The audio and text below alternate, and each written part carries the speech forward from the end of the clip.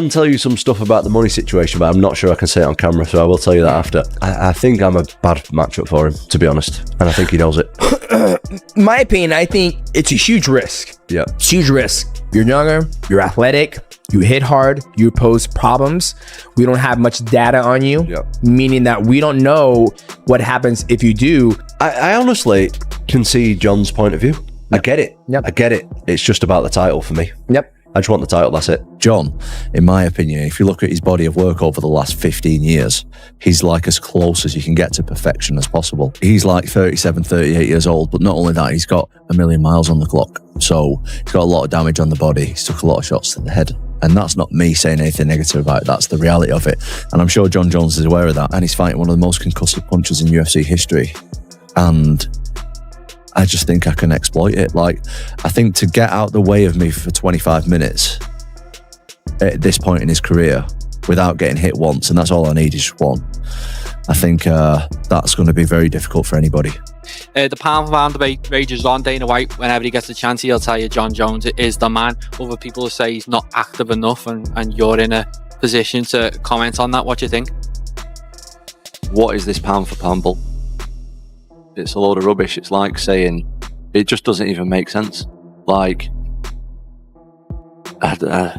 don't get me started on that. It's just like, how can you have a pound for pound? What does that mean if everyone's the same size?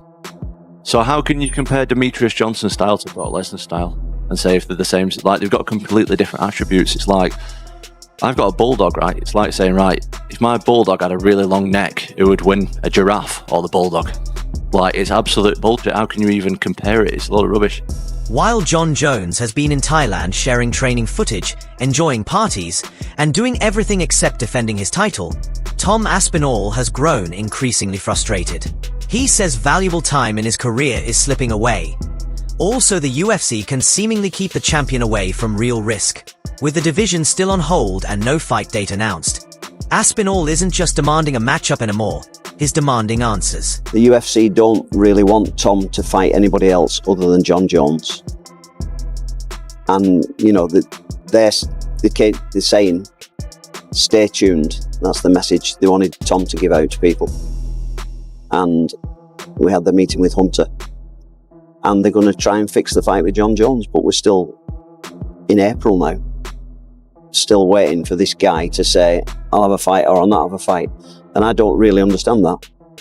He's a fighter who should be having fights. Why is he just still sat around, not giving an answer as to whether he's going to fight or not? Tom's done all he can do. You know, he's fought in the middle of the night to defend an interim. He fought for an interim because the fight was on for him to do an interim and he couldn't turn it down. And he won that. What else can he do? He can fight lesser people than Jon Jones, lesser ranked people than Jon Jones, but that means that he may miss the opportunity to fight Jon Jones, which is a massive opportunity. The statement "it's not about you" left no room for misinterpretation. Tom Aspinall has run out of patience. He's made it clear that his peak years are being wasted by a champion unwilling to defend the title. And this frustration is no longer his alone. It's rippling through the MMA world, from fans and analysts to fellow fighters, with many now wondering if Jon Jones is truly still the heavyweight king, or just a name keeping the division locked in place. And of course, it's been pretty interesting, all the stuff that Jon Jones has been saying to the media this week, and I'm sure there's more to come, but check out these. You're beating guys who aren't even champions, and you consider yourself a champion. He's not a champion. So Jon said I need to fight more champions, but this is the problem I've got. Jon is the champion, and he won't fight me. And he says that he won't fight me because it's too much of a gamble. Aspinall to me is no different than an Owen St. Prude or Dominic Reyes or Anthony Smith. Like, just another up-and-comer that's exciting right now. And I'm not into gambling my legacy for what's exciting. And Jon, if you're not into gambling your legacy, that to me sounds like you're scared of losing against me. Aspinall isn't after fame or headlines. He's after the real fight, the undisputed title, and the opportunity to prove he's the best on the planet. But instead of getting clarity, all he's seen is radio silence. Or worse, cryptic posts and vacation footage from Jon Jones halfway around the globe. Jon, It's not about you. It's not about your life. It's not about your story. If you want to enjoy your life, if you want to be a part of a reality show, if you want to take that money and delay things and hold someone else's dreams back from becoming a reality, that is ducking.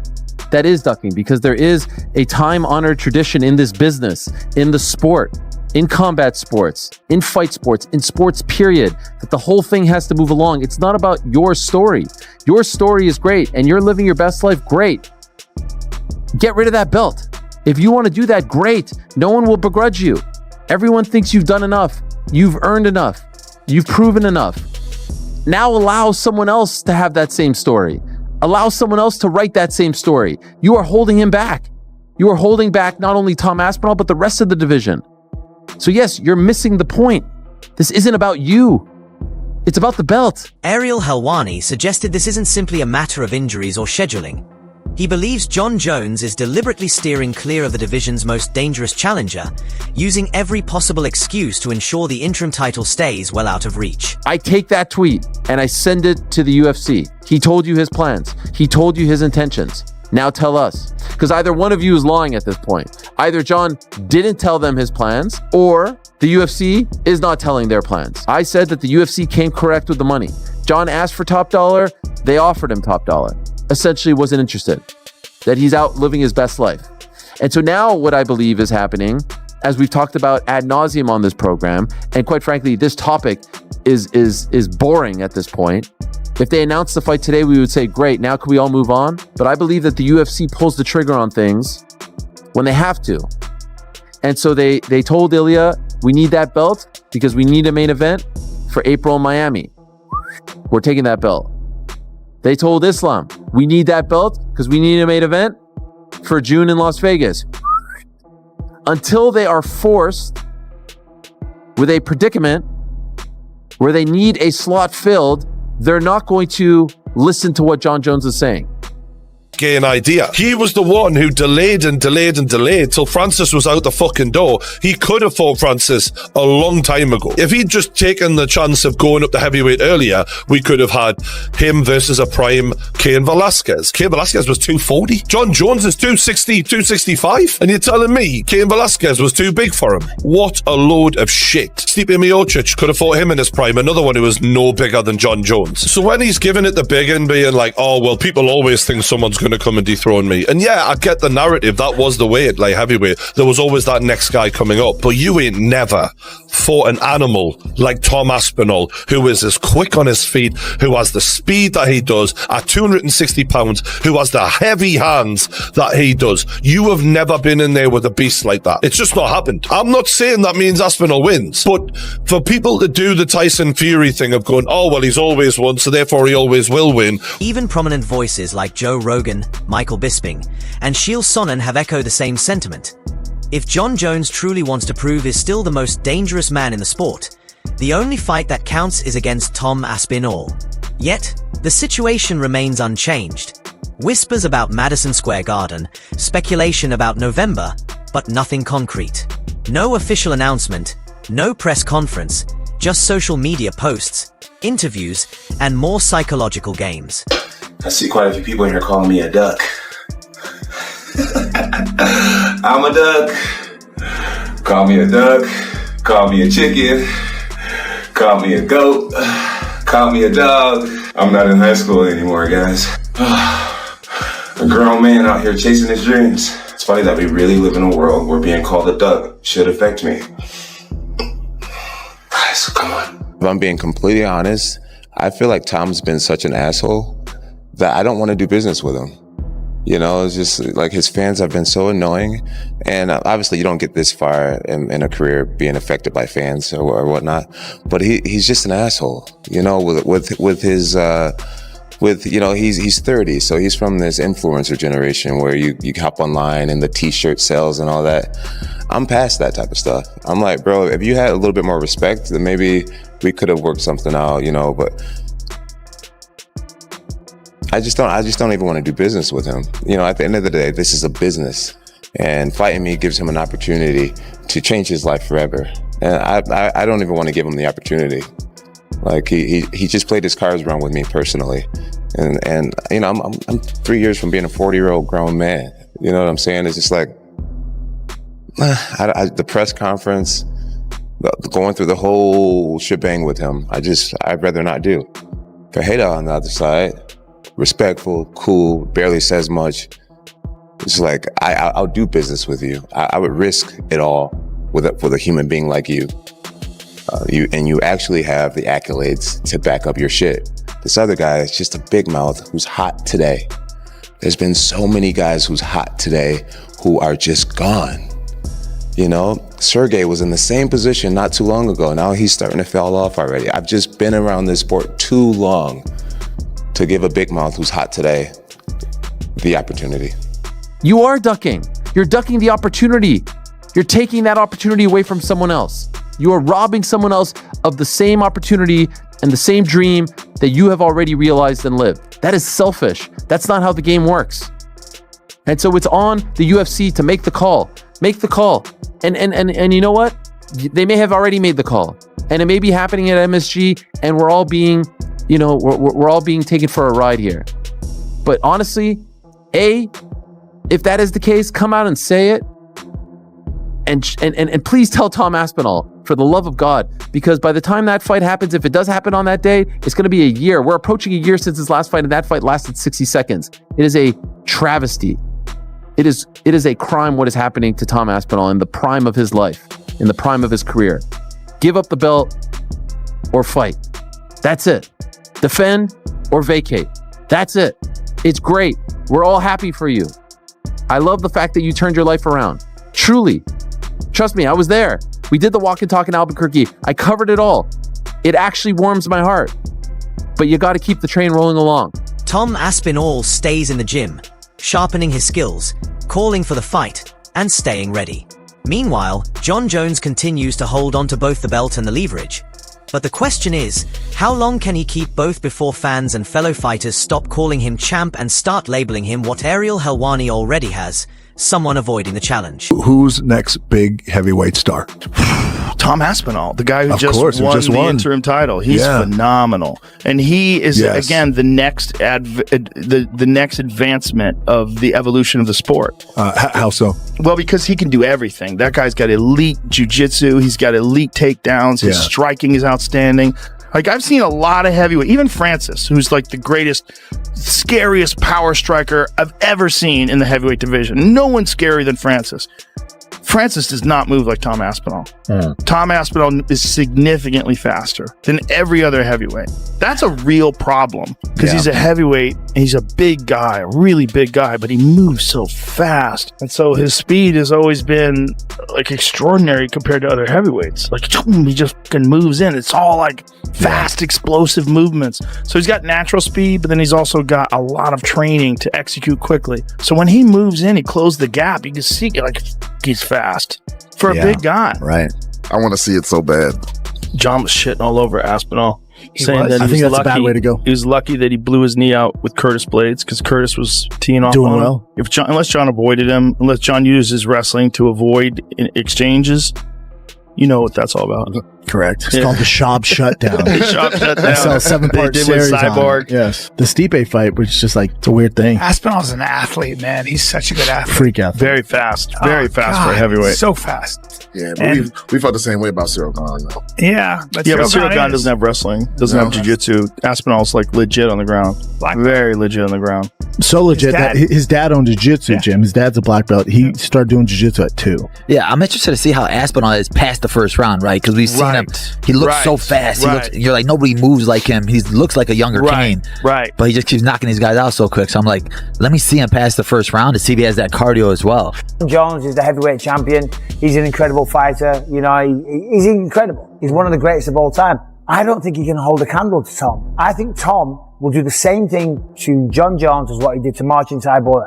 I don't think there's anyone that can stop Tom Aspinall. He's that good. He's that switched on. And he's just a great guy anyway. In the end, if the UFC keeps turning a blind eye to this standoff, It's only a matter of time before the entire heavyweight picture is forced to reevaluate what being a champion truly means, and whether a title built more on politics than performance is even worth defending. The only sport in the world you can have somebody hold your career back. Yep. I've been almost a year inactive with no prospects of anything.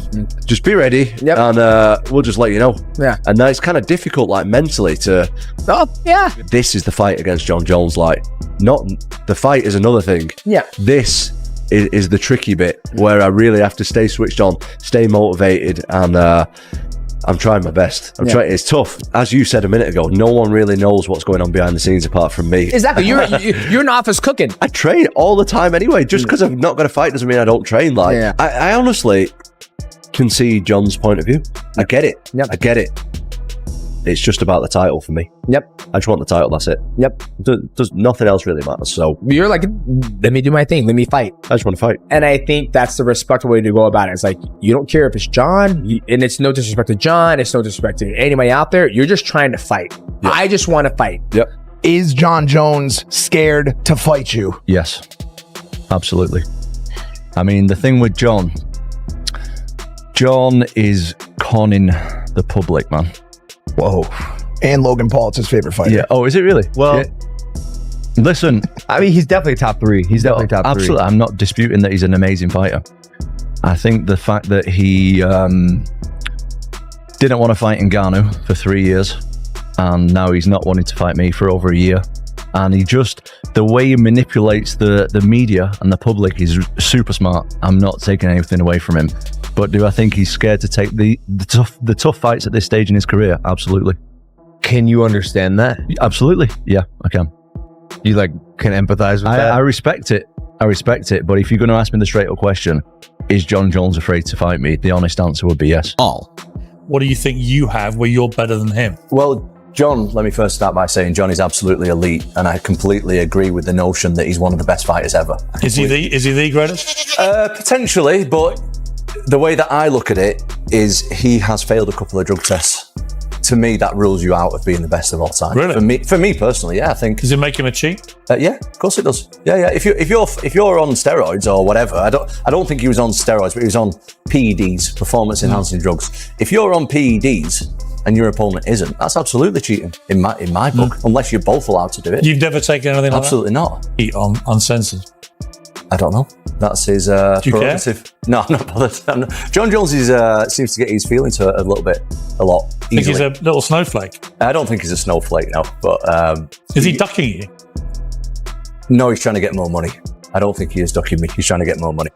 And I mean, as far as Curtis Blades go, there was also a lot of people thinking it could have gone over a round and a half. And I mean, you don't like second rounds. Like, what do you have against second rounds, Tom Aspinall? Absolutely nothing. His coach said in the build-up, we're going to drag him into deep water. We're going to drag him to later rounds. So I was preparing myself for the later rounds. You know what I mean? That was me. I was going slow in there, man. That wasn't me trying to knock him out at all. I never looked for the finish. I was like they're saying they're going to drag me into deep water. I'm going to look in the camera and say it. Somebody drag me into deep water. I'm telling you, I want to feel what it's like. I want to see if I can swim or not. Jon Jones, if you can drag me there, take me there. Because right now, all these guys are saying it, but no one can do it. He changes nothing if I beat him. Beating Tom is just like beating Cyril Gain. Has a whole country behind him. He's hot right now. What happens to me after I beat him? Nothing changes for me. I'm not ducking Tom Aspinall. The Tom narrative came out of nowhere. He won a belt and now suddenly I'm ducking him. I've never had negotiations to even fight him, if this makes sense. You're calling out Jon Jones. Yeah. Right? That's the boogeyman. Like, Jon Jones is the fucking boogeyman. When he fought Gustafsson, he had almost no training camp. They said he barely showed up. Talked to Jackson about it, and Greg Jackson was telling me, he's like, he didn't even train for that fight. He pulled that fight off in the 4th and 5th rounds. That's when he really turned it up. So you're talking about a guy who hasn't even been training. And then you saw the real Jon Jones in the second fight. That's motivated Jon Jones. It wasn't a perfect fight by Tom. Curtis was actually fundamentally doing some things a little bit better than Tom. And Tom is so powerful. One thing about Tom is these boys he's putting down, these are the big heavyweights. Tom's still touching these boys one time. Mike Tyson had a hard time putting down the heavyweights that were 240, 250 250, 260. These are the guys that Tom is touching one time. This is a shocking power, guys. When I'm thinking of a Tom versus Jon, I don't love the idea that Tom is getting guys out of here so quickly. In 3 years, Tom has been in the ring about 3 minutes. But the other side of it is what he can do. He can stop it. Curtis Blades had a plan. He's as dangerous of a wrestler as the division has, and that plan did not make it out of the first round. Jon Jones listening to this right now, what is your message to the man? I don't have a message. I've had enough. Let me fight. Somebody. I'm not bothered who it is. Just let me fight. 495 days you've been the interim champ. How much longer are you willing to wait? I just want to fight somebody. I'm a professional fighter and I want to fight somebody. I'm overweighting, to be honest. But whoever wants it, whether that's Jon Jones or somebody else, I will fight somebody sometime. That's why this matchup has the potential to be one of the biggest in UFC history, if it ever takes place. The real question is, will Jon Jones finally step into the octagon against Tom Aspinall? Share your thoughts on what you think happens next in the comments below.